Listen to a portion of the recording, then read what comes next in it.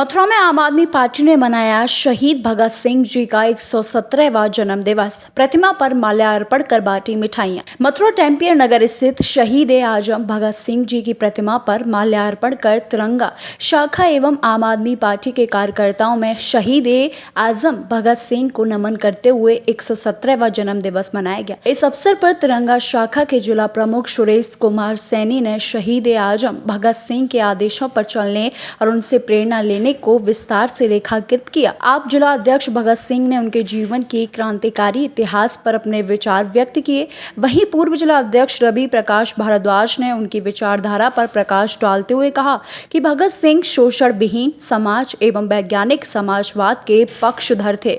भगत सिंह के विचारों में सांप्रदायिकता, जातिवाद, धर्मवाद तथा अंतर्राष्ट्रवाद जैसी कोई संकीर्णता देखने के लिए नहीं मिलती थी। रवि प्रकाश भारद्वाज ने मथुरा वृंदावन नगर निगम पर भेदभाव का आरोप लगाते हुए कहा कि लगातार लिखित एवं व्यक्तिगत मुलाकातें करने के बावजूद भी शहीद आजम भगत सिंह जी की प्रतिमा पर माल्यार्पण करने के लिए मथुरा वृंदावन नगर निगम सीढ़ियों का निर्माण नहीं करा रही। महानगर अध्यक्ष प्रवीण भारद्वाज ने कहा कि वह युवाओं के लिए हमेशा क्रांतिकारी प्रेरणा के स्रोत रहेंगे। आज भी उनके विचार प्रासंगिक हैं। 117वीं जयंती भगत सिंह जी की बनाई जा रही है, आप सभी लोग यहाँ मौजूद हैं, क्या आप कहेंगे? देखिए, भारत के हर युवा के लिए प्रेरणा स्रोत हैं और हम सबको उनके जीवन से सीखना चाहिए कि इतनी छोटी सी उम्र में इतनी बड़ी जागृति होना, इसमें देश के लिए अपनी जान देना बहुत ही बड़ी बात है। और हम बचपन से उनकी कहानियाँ किससे सुनते आए हैं और उनसे प्रेरणा लेते हैं। हम राजनीति में चाहते हैं कि वैसे ही ईमानदारी और शुचिता के साथ राजनीति करें और देश की सेवा करें, नागरिकों के जीवन को बेहतर बनाने में जो हमारा योगदान हो सके वो करें। आज पूरे देश के अंदर भगत सिंह के जो अनुयायी हैं वो शहीद आजम भगत सिंह की जयंती को मना रहे हैं। 28 सितंबर 1907 में इस भारत भूमि पर एक ऐसा लाल पैदा हुआ जिसने अंग्रेज़ों की चूल्हे हिलाने का काम किया। उस वक्त हमारा देश गुलाम था और नौजवानों के अंदर अंग्रेज़ों के खिलाफ एक ऐसा तूफान खड़ा करने का काम भगत सिंह ने किया जिसको इतिहास में आज पूरी दुनिया में पढ़ा जाता है। भगत सिंह एक ऐसे व्यक्तित्व हैं जो इतनी कम उम्र में पूरी दुनिया में इतनी ख्याति प्राप्त कर गए कि उनके मुकाबले पर आज भी कोई दूसरा नौजवान पूरी धरती पर इतनी कम उम्र में ख्याति प्राप्त करने वाला नहीं। इसके पीछे जो कारण है वो कारण है विचार का। जिसके विचार प्रमुख होते हैं, जिसके विचार मूल्यवान होते हैं, उसकी आयु बहुत लंबी होती है। भगत सिंह भले ही आज हमारे बीच में शरीर से नहीं है, लेकिन अपने विचारों से वो आज भी हम लोगों के बीच में हैं और उनके विचारों की वजह से ही आज भी हम उनको नमन करने आए हैं।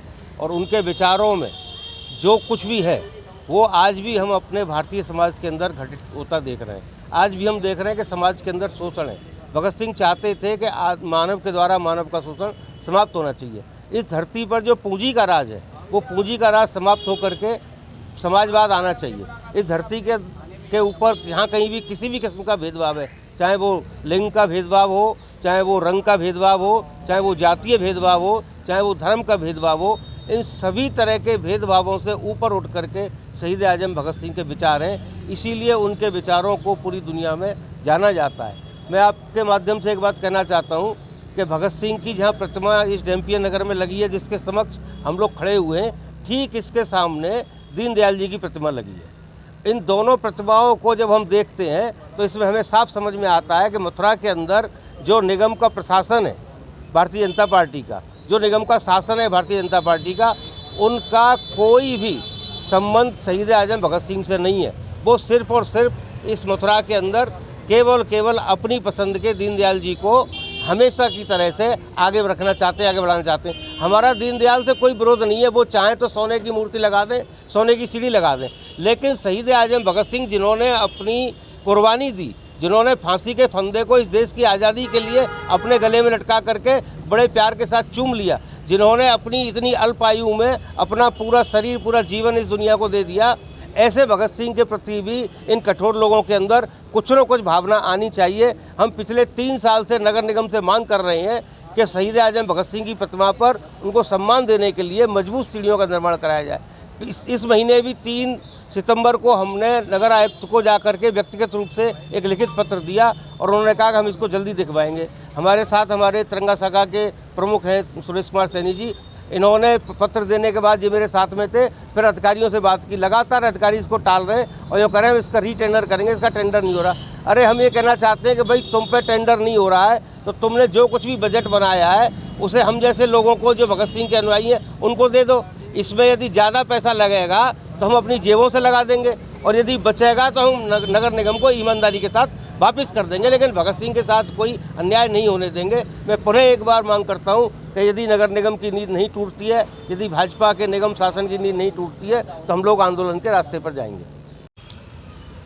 आज हमारे ये पूरे देश में बड़े हर्षोल्लास के साथ में 117वीं महान क्रांतिकारी, महान देशभक्त उनकी मनाई जा रही है। 28 सितंबर 1907 को इनका जन्म हुआ। जिस समय इनका जन्म हुआ था उस समय उनके पिता और 2 चाचा क्रूर शासक अंग्रेज उनके द्वारा मतलब जेल में थे।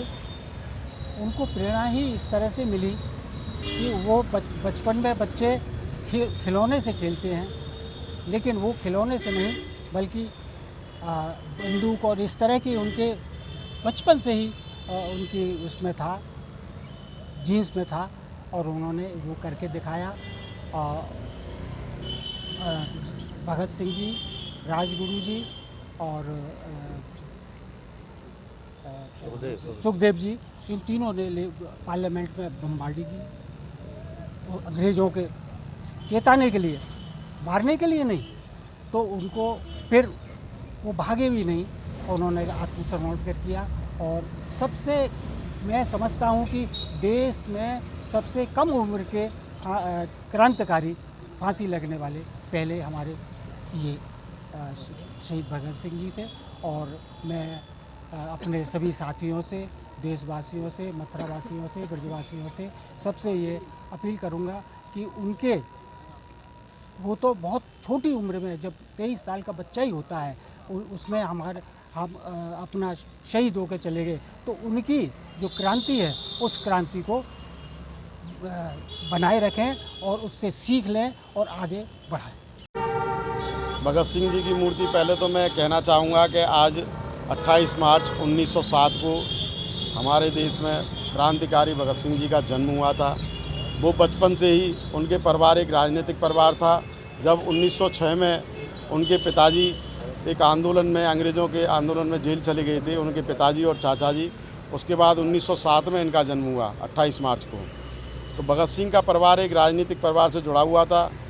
वो जब भगत सिंह के पिताजी किशन सिंह जी, सरदार किशन सिंह जी खेत में हल चला रहे थे, तो भगत सिंह जी वहाँ लकड़ी के वो बो रहे थे। तो उनके पिताजी बोले, आप क्या बो रहे हो? बोले कि मैं बंदूक बो रहा हूँ पिताजी। तो उनको इतना ज्ञान नहीं था शुरू से ही।